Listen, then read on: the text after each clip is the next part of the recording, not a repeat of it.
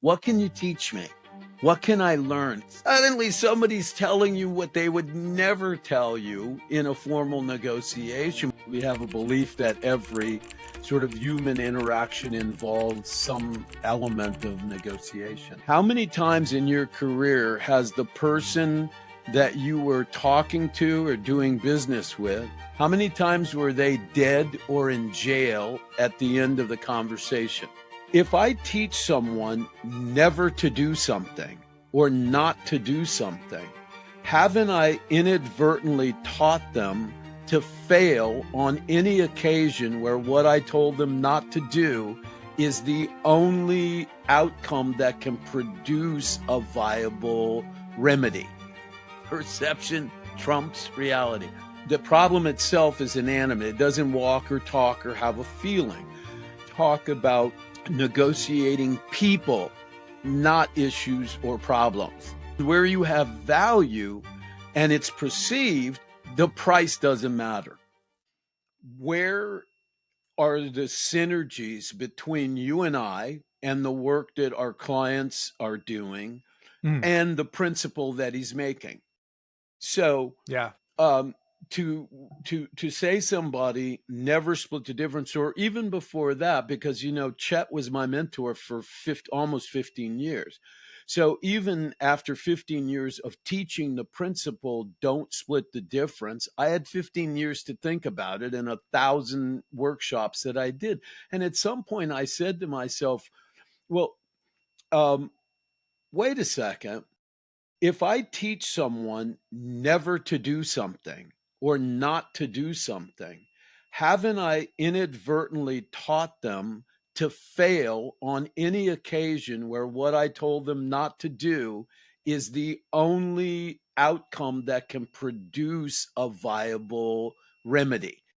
So we don't teach people never split the difference or don't split the difference. What we teach is when to split the difference, how to split the difference, who to split the difference with, because in both cases, both Chris and Dr. Karras end up breaking their own rules in other parts of their frameworks. And one of those rules would be don't establish patterns. So if I'm not going to start a pattern would be, well, don't do something, or I never do this. Well, that's a pattern.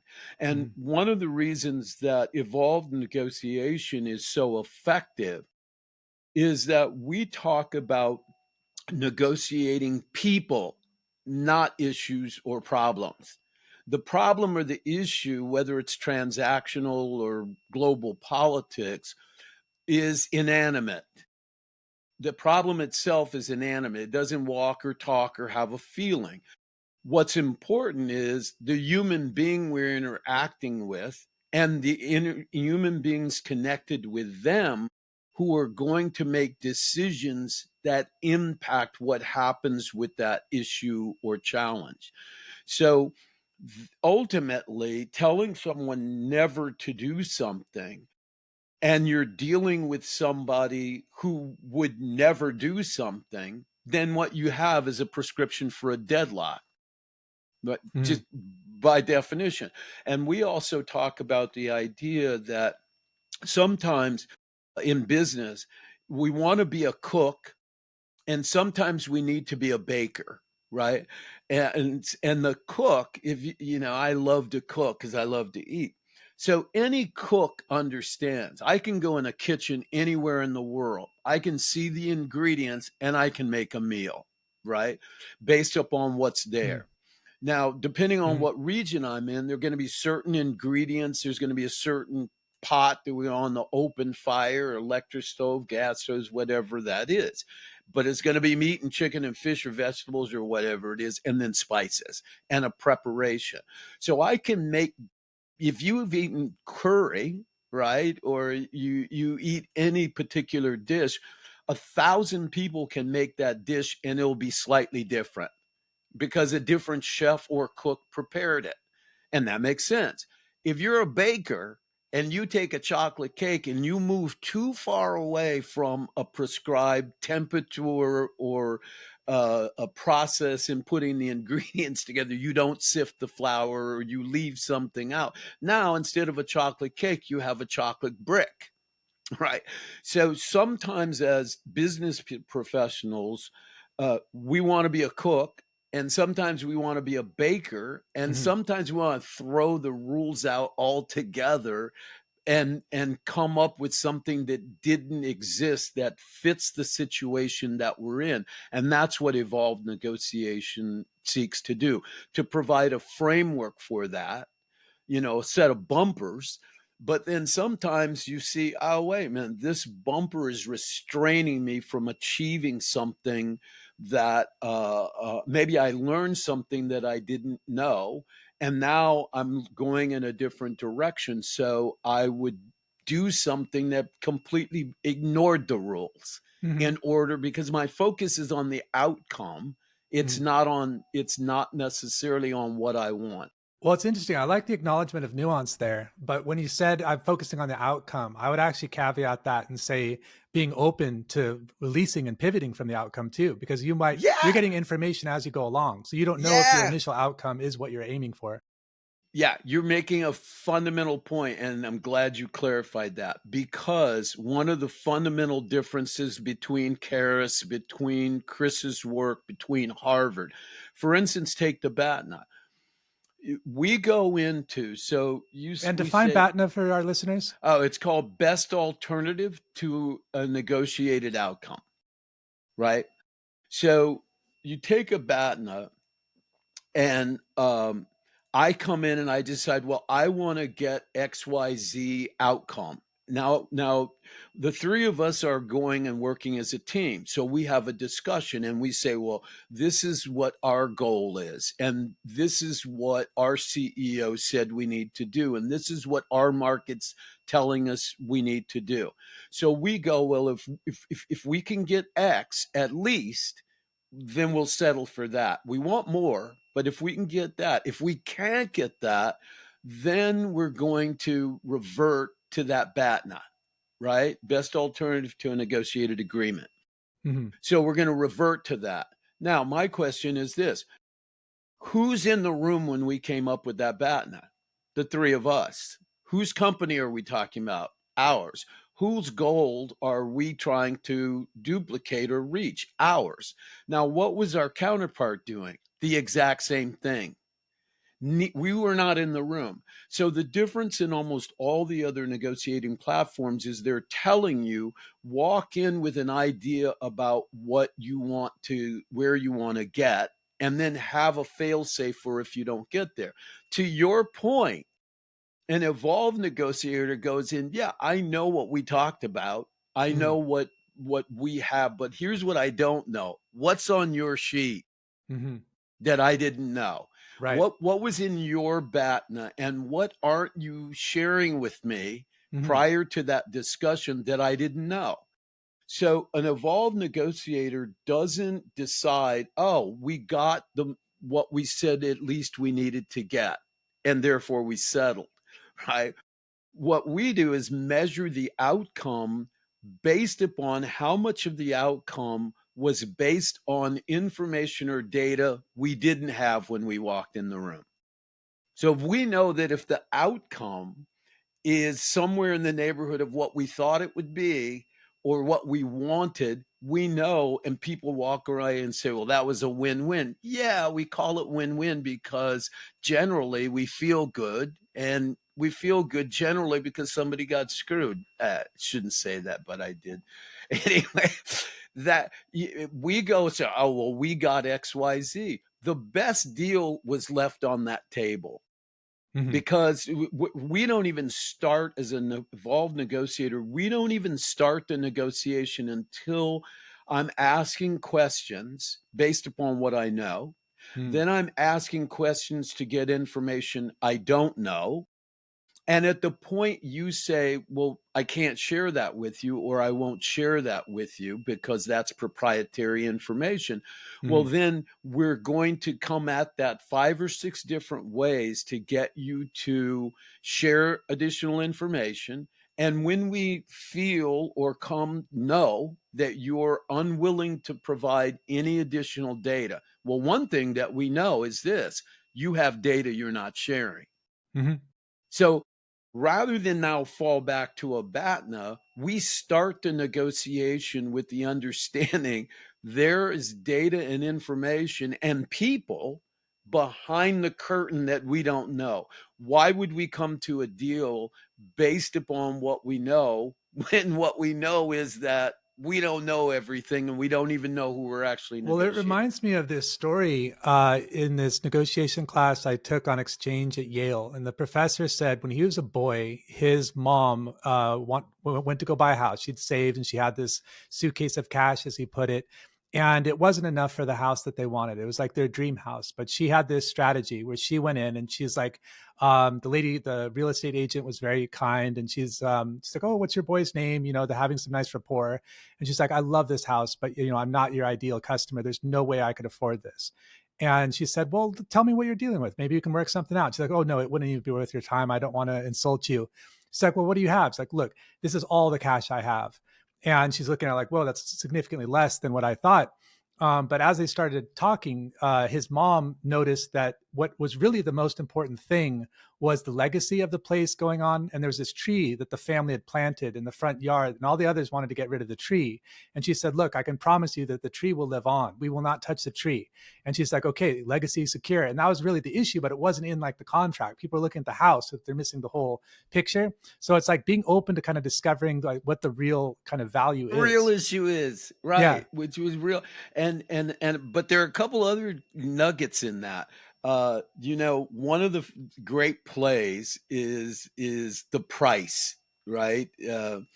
So in the play The Price, the entire play takes place and somebody comes to buy used furniture, right?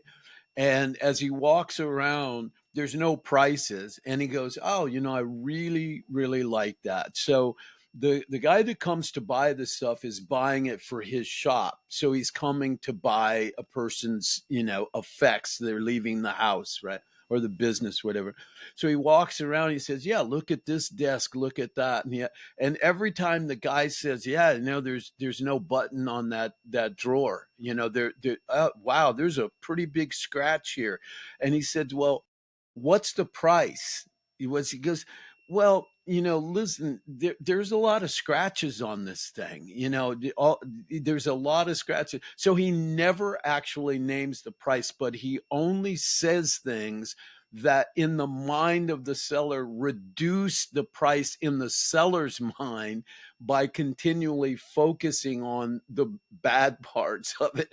And at the end of the play, you never hear anything about the price, but the expectation at that point is, well, you're not going to give me anything. Sure. So now that you want nothing, I'm willing to pay something, right? But you continually, based upon elements that you don't know, are driving that price or the expectation down on the other side, right? And in this case, that the expectation had nothing to do with the price. You could have talked about the price all day long, but if you were going to cut down the tree, Mm. then that's a bridge too far. I Mhm. have a similar situation in which we bought a cabin up in Sun Valley.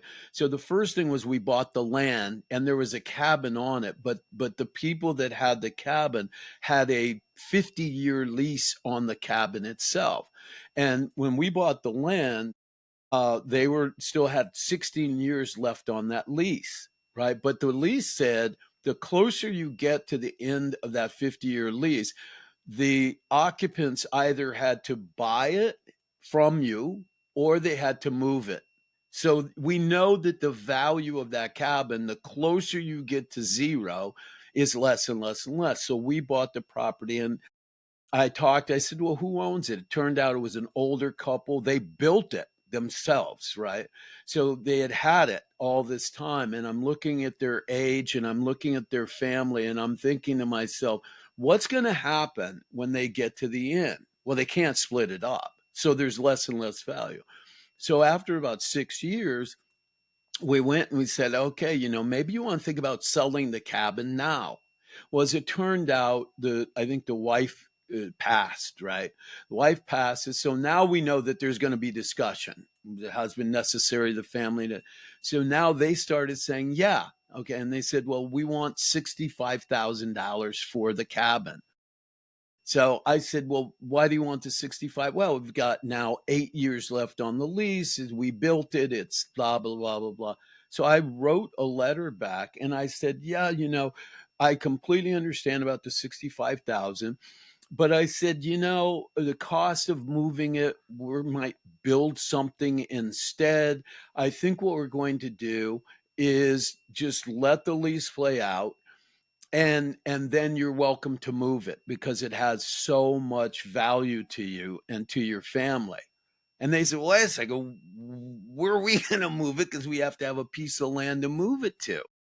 And so then I said, to that price issue, I came back and I said, well, if we're going to keep we've got to refurbish it. As you say, it's 50 years old. You've had it. It'll be refurbished. And I'm sure you understand that ultimately we have to take that into consideration. And they said, yeah, well, I don't know, but we want 65. Long story long, we bought that cabin for $30,000. Wow. So Why? Because go ahead. out of interest then, so in terms of the principles that apply, and I completely agree with you that there's nuance to mold a rule into something that becomes more applicable. Could you share, to get from 65 to 30, what was maybe a technique or something that you used that could be applied for other people listening? Yes. Well, in the vein of the price, they're focused on 65,000. Why were they focused? Now, I made some assumptions about that. I know what happens when somebody dies, and now it's going to go into probate. And if there's a will and if there's not a will, what we know is that the people we're negotiating with are not the mom and the dad. We're negotiating with the children who are going to. Now, I surmise, knowing, and I ask, who's involved? They got a couple of kids who have kids. Who are we negotiating? The brothers and the sisters. One wanted to keep it, and the other two wanted the cash, right? So we know that they're having a conversation about the cash. Now, I simply ask questions about what the dynamics were. So ultimately, I surmise that the speed of getting cash today was more valuable to them than getting more cash 7 years from now. So, what I did was to reconfigure their perception of the value of the dollars and cents today versus 7 years from now. And it did turn out that for them, a dollar in hand today was worth it because then they were up against, well, what if this happens? What if that happens? And now that's all in the future. So I placed their attention on the unknown future versus the certainty of a check today. There's a couple And, of things we there. ultimately, yeah. Yeah. So here's the thing. We think about these three words: price, cost, and value. And we redefine those in evolved negotiation. So let me ask you, so how would the two of you, how would you define price? Price is blank. What would you say? What is price? So my background is sales training, Derrick, so I might not be the best person. Okay, that's okay. So But just the first thing that comes to mind, you hear price price is what's the negotiable, I first? would say. Price is negotiable. Price is negotiable. Okay, what about cost? What is cost? What it makes to create the service or the product, Okay. And then materials, or what about value? It's subjective. what it does for you. Yeah. Okay. So we reconfigure these and we're always looking for universal definitions where there are no exceptions. So we break price down to three components, and it's true in any planet, any place in the world. Three components. Price always involves dollars, decimals, or percentages. That's it. That's why it's dollars, decimals, and percentages. That's all I see. So when somebody's talking about a price of something, they're looking, is it $1 million? Is it 2 million? Or is it 50 cents? All I'm looking at, it's numbers, it's yen, it's dollars, it's a percentage. That's all it means to me, which means nothing, right? That's all I see. Mhm. When it comes to cost, and in the example that I was giving, cost equals one word: liability. Tangible and intangible liability, right? So I focused on the liability of waiting 6 more years versus, right? So it's liability, right? It's always a minus, right? And then value then becomes where you have benefit over liability equals value, and where you have value and it's perceived, the price doesn't matter. Mm-hmm. Yeah, I agree.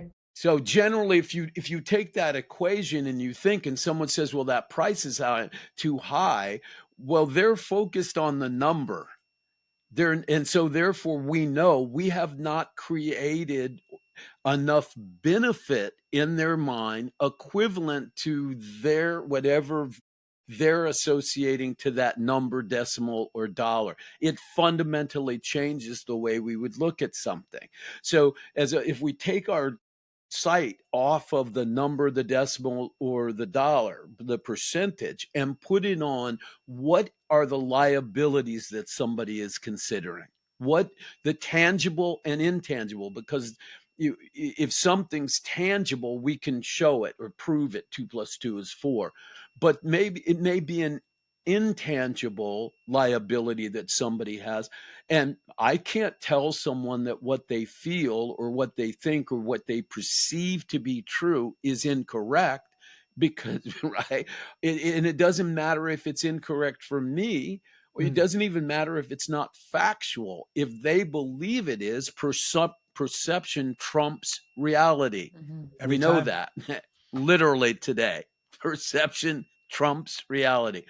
So therefore, what I know, if my focus is on a liability, then I'm not looking at the benefit. So at that point, my job would be to come and redefine the benefits as you perceive them. I might ask, so Becky, what is it going to take? What benefits would you like to see in order to eliminate the resistance between that dollar, decimal, or that percentage? Mm-hmm. Now, Becky's telling me tangible and intangible insights about how to eliminate that difference. So I'm going to add value there as opposed to adding or changing the price. And real estate's a great example where almost everyone adjusts the price as opposed to thinking about, sometimes if I don't have any more money, it doesn't matter that you bring down the price if the price is still above my available resources, right?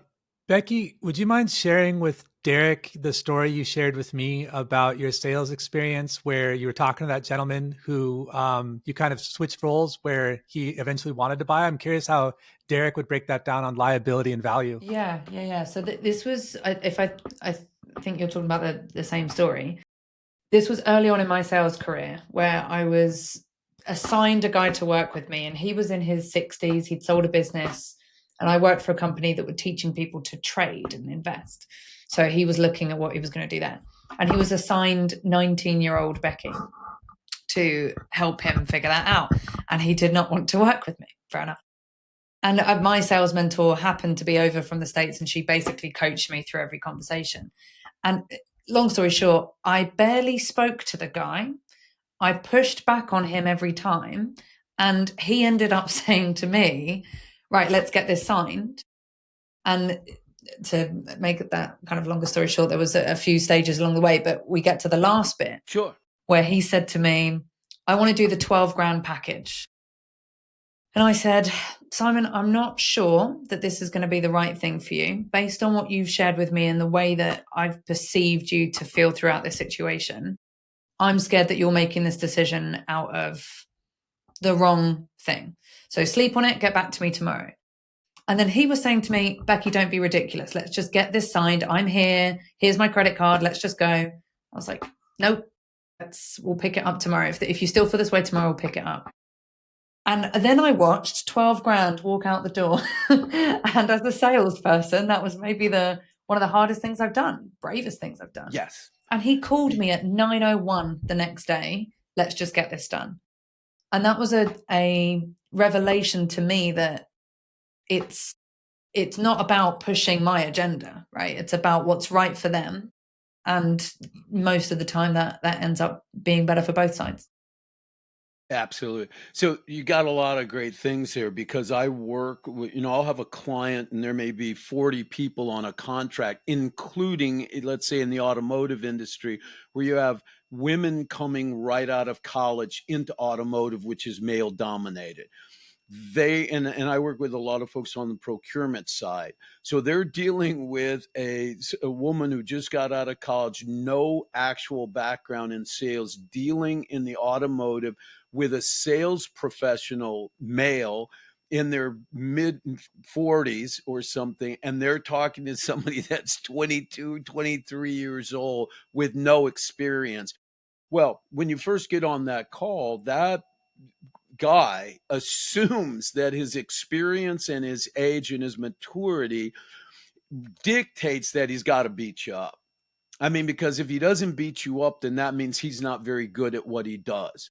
Now, if you take different regions of the country and the world and add to it, you have a female where they don't have a lot of experience. I'm talking about the men don't have a lot of experience dealing with females in automotive and male dominated areas.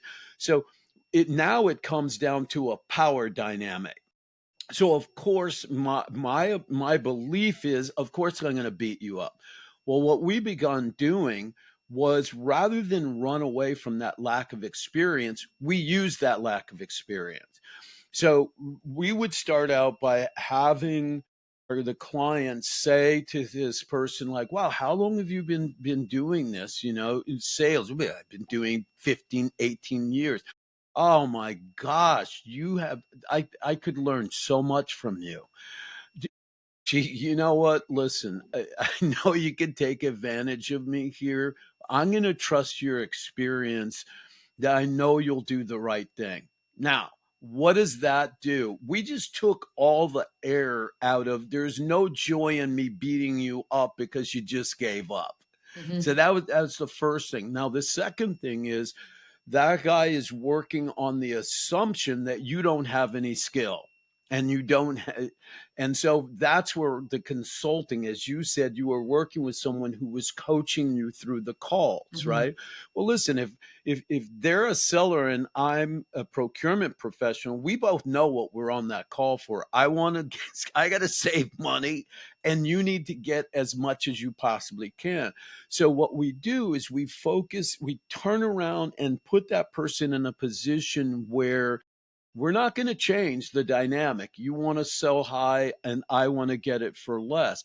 But what we can do is change the dynamic, the intangible of your feeling more powerful by getting and taking advantage of somebody that has already requested your assistance and guidance. Now, if the person is only focused on, well, let me beat you up, well, we were standing behind them, right? Because the actual I would often be writing or drafting the emails conversation, and sometimes even listening in on the call. You listen, and now the greater the age dynamic made it even easier, because if that guy was 45, 50 years old and he goes, well, wow, do you have kids? Yeah, I have a daughter and I have two sons. You go, oh, wow, what's your daughter? 23 years old. Oh my God, I'm 23 years old. Wait a second. Boom, that's it. There is no longer a benefit in me beating you up, because now I'm dealing with someone that is like my daughter. Mm-hmm. Right. So and if I am the type of person that would then take pleasure in beating you up, you've now established the fact that you probably have a pretty shaky ethical or moral, because all you're focused on is the outcome. So is that going to change the dynamic in terms of how I interact with you, or the tools that I would use, the negotiating strategy that I would use against you? Yeah, because if we're only now in a competitive outcome, then that's going to change the dynamic. And now we would simply provide additional skill for that person to interact, but it rarely happened. In some cases, to this day, those become the greatest relationships, where they're willing to say, wait a second, Don, you know that you can do XYZ better. I know that. What aren't you telling me? It's like, it's okay. So your division manager has told you you have to get 17% on this deal. Is that? And of course, we have no idea. Don comes back and says, well, no, that's not at all true. I only have to get 12%, and never realized what just happened. They don't turn around and go, well, wow, that was a very great negotiation tactic. Never, rarely happens, right? Because not focused on that anymore. Mm-hmm. So I think that liability and benefit, in this case, intangible. There's no tangible benefit anymore because I'm not fighting, Mm-hmm. and because I've acknowledged the fact that you're so much better than I am. And it worked for males too, especially if you have an old and a young lion. Right, because most of the time you see this when you see in tennis match. You see the younger guy playing another, and they're slamming, and try to outdo somebody that's more powerful, more experience, and more skill. Often doesn't work out very, very well. But at the moment, that young lion puts the older lion in a position of saying, wow, if I could ever be as good as you are at what I'm doing, I would be really happy with my career. Wait a sec. What can you teach me? What can I learn? And I might ask the same question you did. What are the two things that you think that procurement people do more often that annoy you or stop them from getting the absolute best outcome from your perspective? Now, suddenly somebody's telling you what they would never tell you in a formal negotiation, but you've eliminated the liability of them feeling like you're being competitive. And now you've put me in a position where my experience and wisdom, which I want to share because I'm 50, I want to create a legacy. And the next thing, the person saying, that was I really appreciate that. Wow, that was wonderful. I like that. Like, just asking them, you're not saying like, tell me all the things that are important to you, but you like basically get there through the back door through storytelling. And then you so understand what you need in order to get your, to get to where you're headed, and then get them to open up through the different means. Sure.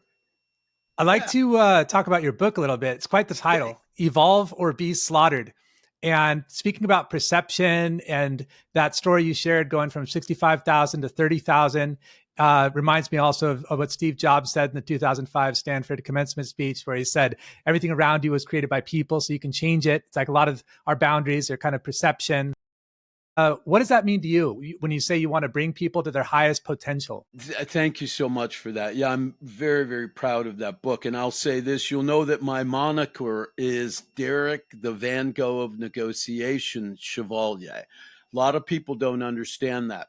This is why the book is dedicated to the life and art of Van Gogh. And this is why. When I created the SNUF framework or Evolve framework, I wanted to create Starry Night of negotiation. Now, what happened with Starry Night? I was in Amsterdam. I go back every year, and I spend a lot of time at Van Gogh and the Ricks and all those. And you look at these amazing works, and I've thought to myself, sitting there in Amsterdam and looking at these paintings for a week, and I just thought, oh my God, this man painted Starry Night, the potato eaters, sunflowers, and all these, and showed them to people, and they said, not good enough. Could not be sold. in his lifetime could not be sold. And yet the very same paintings today are priceless. What happened? What happened was the perception of the people that brought it to life. And they were not the old guard. His brother was an art dealer. You would have thought he could have sold it. His frustration was he saw Starry Night, but could not get other people to recognize it in his time, despite all of this support of his brother and whatnot. So what happened after Van Gogh's death? His brother's wife, and once Theodore died, then his brother's wife, who also saw that brilliance and wanted to happen, but women weren't in the art world at that time. So what was the other group? There was a group of students studying Van Gogh in Groningen, right, in the Netherlands. And they thought, well, wow, we ought to do a show of Van Gogh, his first work. So they got together, and between his Theodore's wife and these students, that was the first show, and that's what brought people in. Suddenly they saw it. And the same Starry Night and other paintings that were sitting and couldn't get a bowl of soup are now priceless. So I understood that bringing something to the marketplace that kind of blew away and took exception with ideas and methodology that people have had for decades was not going. Harvard did not jump out and go, yeah, this is a great idea, because I took it to Harvard. At first, they were open. But when they realized that it was a departure from the Harvard method, they're like, oh, you know what? The professor's going to be on tour for the next 17 years. They don't want to talk about it anymore. So they saw Starry Night. And mostly when they looked at Chris's book, Chris starts his book by explaining, oh, they thought I was so brilliant. No, they didn't. What they thought was, this is not a threat to us because it's no better than what we're offering. When they looked at Evolved, they first said, well, this and doesn't, and well, yes, it does. Well, yeah, yeah, yeah, yeah. Uh-oh, no, not now. You would think they would be promoting that. Well, of course they're not going to promote it. They make a lot of money selling the getting to yes and that. So the difference for me is to provide a foundation that focuses where people are. You can use Evolve to negotiate a widget, or that can, but I've also done hostage negotiations for buying or selling or real estate, because you're just looking at all of the components around human interaction. So we start by looking at somebody's geography, their socioeconomic background. We look at the political affiliation that has impacted them. We take a look at the institutions and organizations which molded that geography and whatnot. And then we go and say, well, how did the institutions, organizations, the geography, the socioeconomics, and the politics impact the individual in front of me from a behavioral and professional standpoint? Once we have, either we figure out we don't have that information, or we get more of it and it's easier to get through today through AI and other ways, then we craft a strategy built for that moment. And that's what's different. So that you're not making the same stew every time. You can call it a beef stew if you want, but we know that each one of us that makes it is going to be a little different. And that's going to work in a particular situation. And the other thing that we really discourage people about is about being tied to success of what happened last time, with the assumption that because it worked last time, it will work today. No, it won't, because you're changing the dynamic. And I'll last say this. Many people take a look at chess as a metaphor for business and negotiation interaction. Well, I did too for a long time. And then it dawned on me. Well, a chessboard is 8 down and 8 across. We could draw it on a pad of paper and use little pieces of paper. You got a rook, a pawn, a queen, a king. And then suddenly one day it hit me. I go, wait a second.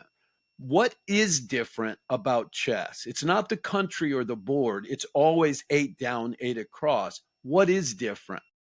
The person In a across from you. chess, yes, exactly. Number one. And number two, the difference is in a chessboard, we know the limitations of every player on that board.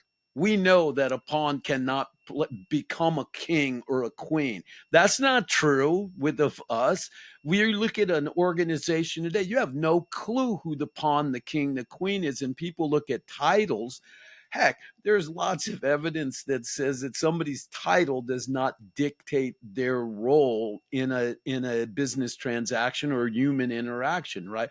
You're looking to marry somebody, you quickly find out, you fall in love with the person, they fall in love with you, and then where do the problems come?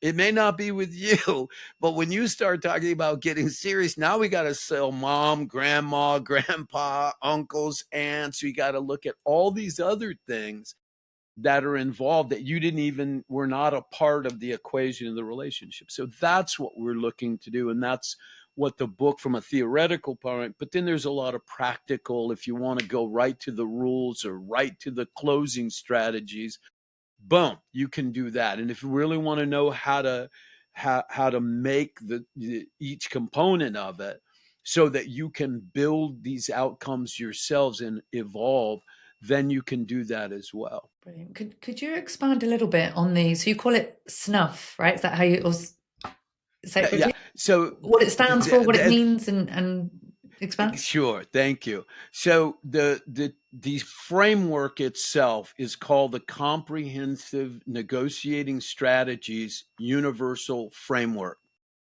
So as I said, every principle is intended to be a universal principle, just like 2 plus 2 is 5. The current 2025 edition of the book is the third edition of the book. It originally was published in 2015. In 2020, we looked and said, well, how much of those universal principles have changed? What we found was the principles didn't change, but the examples and circumstances we could use to substantiate them change. In 2025, the same thing. We looked and said, well, what's changed between 2020 and 2025? Well, it's not the principles, 2 plus 2 is still 4, but the examples that we could use are very different. So it's intended to be universal and updated on an evolution and on an evolving scale. So that's the framework itself and all of the components of it, how it fits together. Evolved negotiation is actually the practical, if we're doing consulting, it's the application of those principles in specific set of circumstances, depending on specific people and specific industries or professions. That's the difference. I guess in a way, and maybe this analogy isn't a good one, but if we take, let's not be denominational, kind of any religion that has principles going back thousands of years in some cases, the way it was applied in the year one is probably very different than the way it's being applied now and the way it will be in 20 years or 50 years. And that people need their churches, their communities, their leaders, or whatever, to help them take those principles that they can read for themselves, but apply them to their lives in the way that they need to nowadays. Exactly. Is it that kind of Exactly. The idea that again, you take the chess. Listen, we may be a pawn on a board, but some person on, to your family, you're the king or the queen or the rook. I mean, so the different circumstance that you're in, or the profession, or the gravity of the issue that you're dealing with ought to dictate the strategy, right? So the question is, and is this, is the principle sound? Does perception trump reality? Well, I have thought that for now 20 years, and I'm pretty sure it is proven very vividly if you looked at it from a political standpoint right now. Perception trumps reality.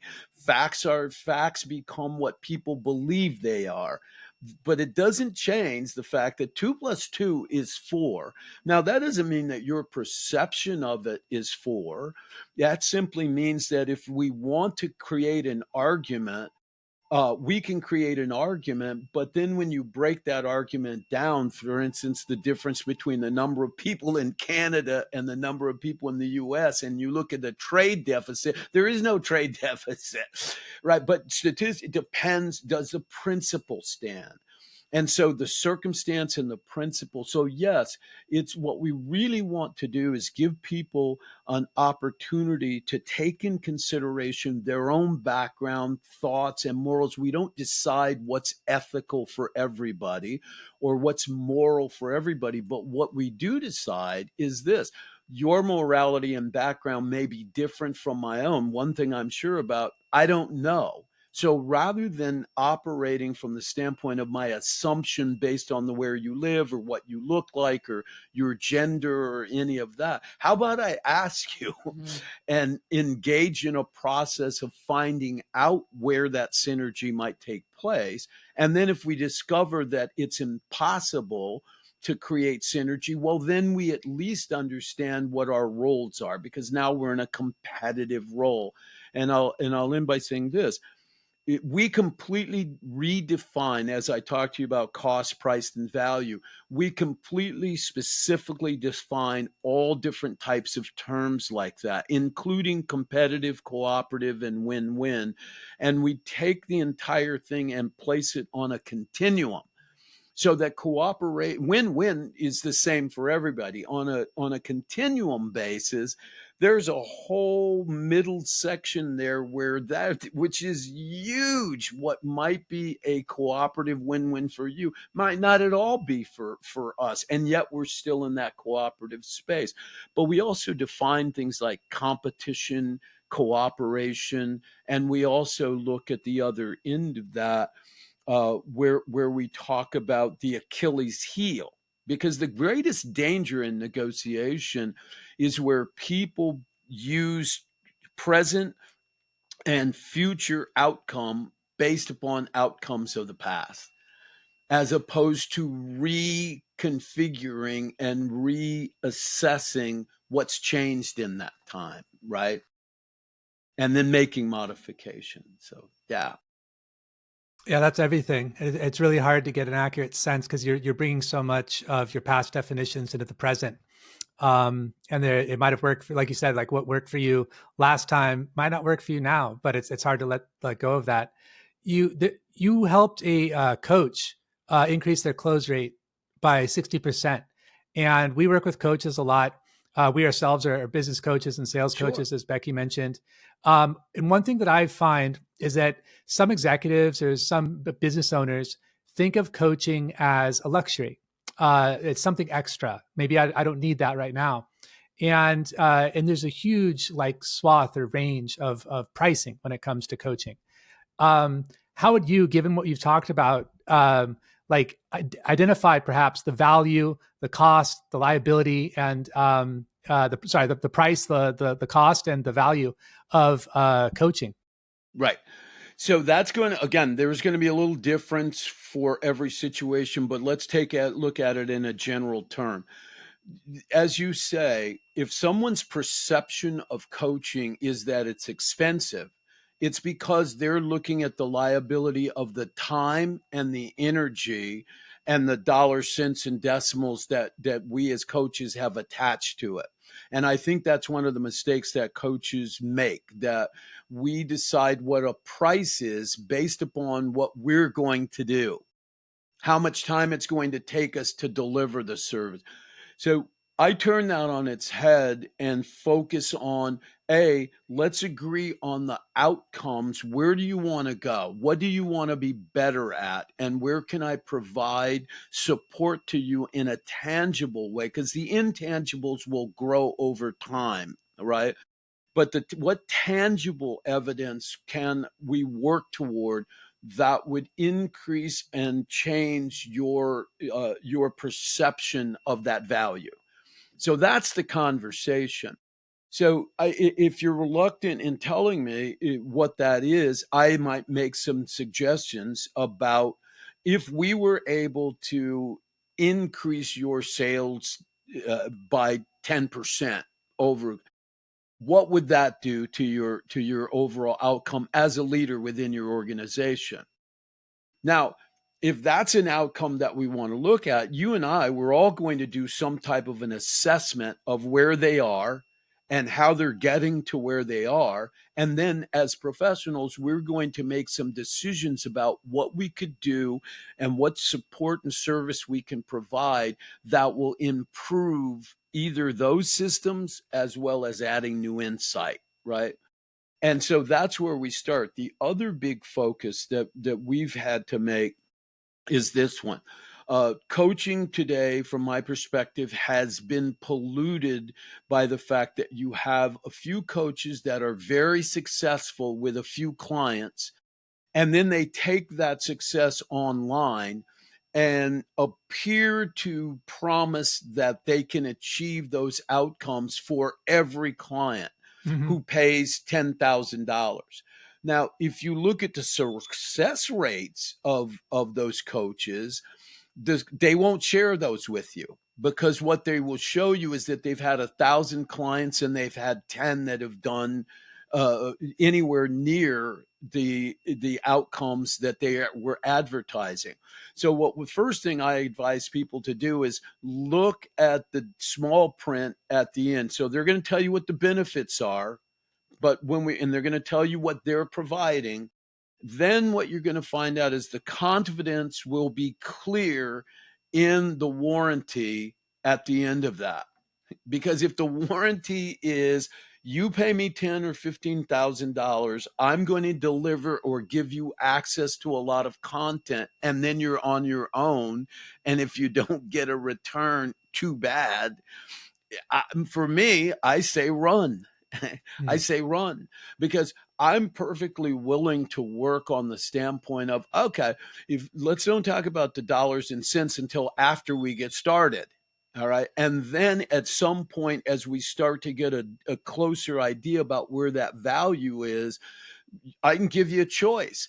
We can come up with a dollar and cents figure, or a dollars and cents figure, or I'll tell you, we can work on a percentage of what it is that I achieve. Mm. Now, I don't have many clients no client that knows me is going to do that. I will gladly work on a percentage, because I would make a lot more money if on a percentage basis overall than on a fee basis. But I agree, I need to establish the value of it. And then I need to be real about, if I engage in a contract, work with a client, and I am unsuccessful at helping them, I feel like I have a responsibility to say, well, then my fee was based upon my ability or my belief that we could work together and get where we needed to go. The reality is that we didn't get there.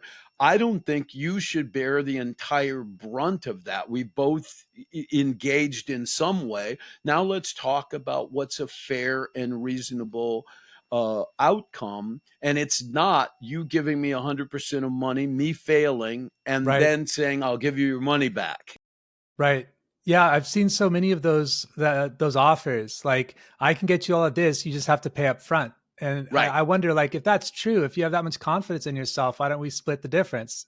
It's like, no, you never split the difference. I read Chris Voss's book. uh, Well, so here's your thing. There again, you never split the difference. You wouldn't split the difference. But now, if I would say to somebody when they say to me, "Well, let's split the difference," I would say what you did. I would go, "Wow, you brought it up, and so you must have decided that splitting the difference, you can afford to do that."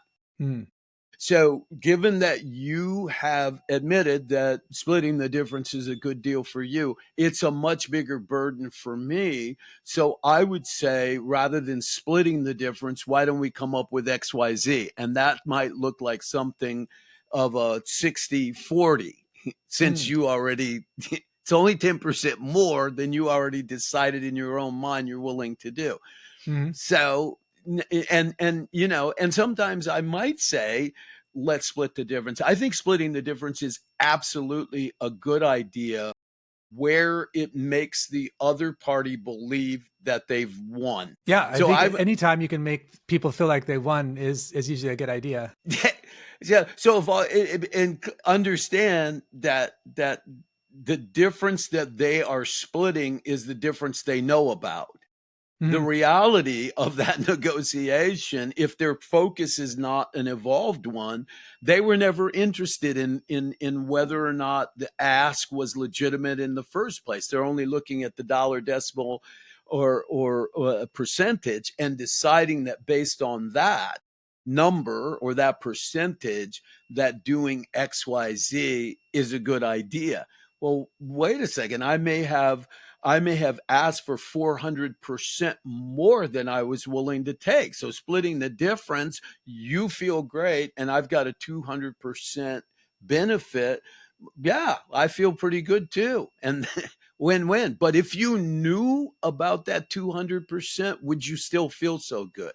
Mhm. And the answer most of the time is no. So I'm willing to take a look at what did we put in, what work were we willing to do, because what do you and I want? I mean, I don't want, More.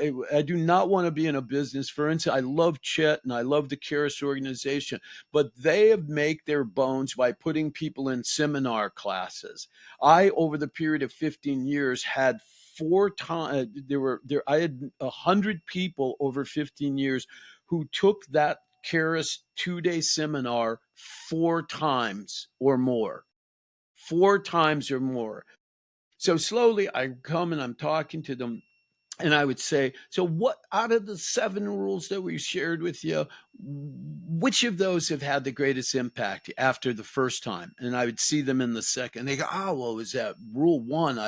Or never split the difference, or don't split the difference, which is his. So don't Mhm. split. That's been great. Okay, what else did you learn? This was a 17-hour program. Well, I'm getting to the books. And did it. I see them 5 years later, they moved to another company. So, what are you using out of those 7 rules? That split the difference has been so. And how far are you in the books? Well, I'm getting to them. That's why I came back for now the second time, the third time, the fourth time. By the fourth time, go, you know what? I added one more thing out of you've now taken 17 hours of content 4 times and you came out with 2 good ideas. Did it return your fee for the course? Yeah, but are you okay with that return on investment? I'm not, because as a coach, if that's all I can do, I need to find something else to do. So I'm interested in partnering with clients the way you are. We want to make a difference. I want the privilege of using my skill to help you do better, because that's what gives meaning to my life, and if I'm not doing that, then all I'm doing is collecting some dollars and cents, and pretty empty, because it leaves out the wealth. So yeah, we need riches, right? Dollars and cents to live life, but I'm Yeah. more also focused on the wealth, that is the appreciation of things that money cannot Well, buy. there's a compounding effect to each of our tactics or strategies that I don't think we're aware of at the time or perhaps at all. And I look at dishonesty as one of those things. Dishonesty to yourself, dishonesty to others. It seems like, okay, I really want this one thing, this one outcome in this instance. But when you do that, what you're actually doing is you're separating your lived reality from you're creating an artificial reality. But there's a cost to everything. So as you do that, you're no longer able to accurately interpret reality. It's a sword that cuts both Right, ways. right, And so you're constantly chasing artificial rather than real. And I think that some part of you dies a little bit each time, whether you succeed right, or not in your right, supposed right, outcome. And so right. similarly, I think how you do something when you're serving clients, if you're a value based, I tend to think in terms of value. Like if this is a value, that has a compounding effect. I'm actually getting better at what I want rather than getting worse. Right, absolutely. So where can people like follow what you're doing and get in touch with Well, you? listen, you can do that. Go to our website, h-c.com, or certainly look up. I'd love to have people follow us on LinkedIn. Look at the profile there, or go to the website. And I will say this, we do offer a free, no cost, no BS, no, you're not going to get sold 30-minute consultation. All you got to do is go on the website and schedule it. And if you want to talk about an issue, or you have a question, about the book or about some negotiation you're involved in or what we might do, we're happy to do that. Because if you then take that information and find that it's valuable, then we can have an additional conversation. But it also gives us insight about what people are interested in. Mhm. So I appreciate that as well. Yeah, Well, invite thank you for people. talking to us today. It was really fascinating. I can tell you've put in the work. Well, thank you. And it was great. Thank you, Becky. Thank you. It's a privilege, David. I love the way that you all work together. And I hope we get to talk again sometimes about, because you all have a great heart.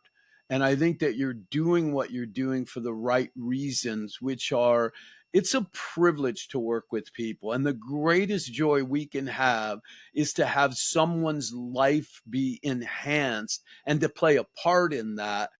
That's what gets us up in the morning. That's the thing that makes us live. So not all of us are out there doing it that way, but you are. I hopefully am. And so what a privilege. And I look forward to talking with you again. Okay. Thanks, Derrick. It was a All pleasure. right. Thank you. Thank you, Derrick.